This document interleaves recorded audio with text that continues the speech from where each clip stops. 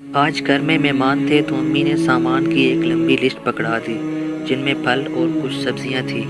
میں باہر نکلا، ہم سے تھوڑے سے فاصلے پر سبزی کی بہت بڑی مارکیٹ جو 1 ماہ پہلے ہی بنی تھی۔ میں نے اس مارکیٹ کی جانب رخ کیا۔ یہ مارکیٹ بننے سے پہلے یہ سبزی فروشوں کا اڈا ہوا کرتا تھا۔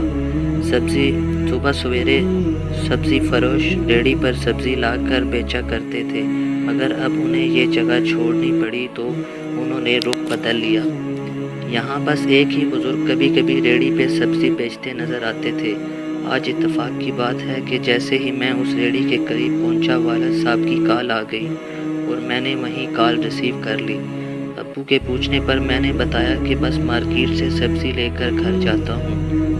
میں نے کال بند کی اور مارکیٹ کی طرف جانے لگا۔ مجھے لگا کسی نے مجھے آواز دی۔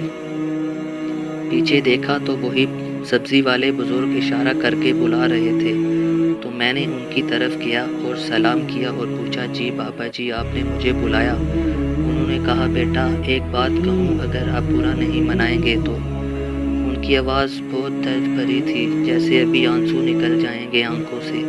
میں نے کہا، جی بابا جی ضرور کہیں، میں برا کیوں مناؤں گا۔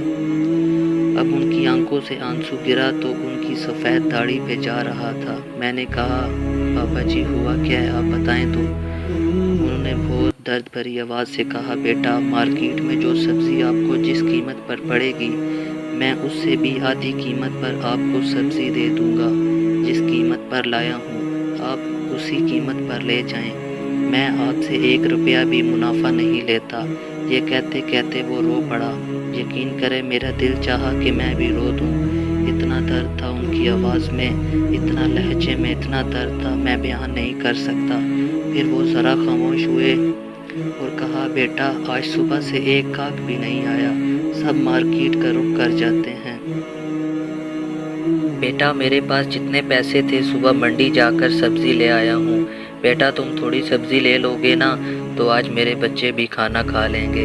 جتنے پیسے تم دے دو گے میں لے لوں گا، ورنہ آج انہیں بھوکا سونا پڑے گا۔ میری بیوی اور میری 2 بچیاں ہیں جو گھر میں میرا انتظار کر رہی ہوں گی، کچھ لے کر جاؤں گا تو وہ پکائیں گے۔ میرے پاس مزید کہنے کو کچھ نہیں تھا۔ ان کی آنکھوں سے بے بسی سے گرتے آنسو اور ان کے لہجے سے میرا روں جھنجھوڑ کر رکھ دیا تھا۔ میں نے امی کی لکھی ہوئی لسٹ کو سائڈ پہ رکھا اور جو سبزی تھی وہ ڈبل کر کے ان سے لی۔ انہوں نے کہا کہ بیٹا اسی مارکیٹ ریٹ پر میں نہیں دوں گا، تو میں نے کہا کہ نہیں، آپ مجھے اسی مارکیٹ ریٹ پر دیں۔ ان سے سبزی اور کچھ پھل لینے کے بعد میں گھر کو چل دیا، اور ان کی دعائیں سننے کے بعد مجھے جو دلی سکون ملا وہ بیان سے باہر ہے، جیسے دل سے کوئی بوجھ سا ہٹ گیا ہو۔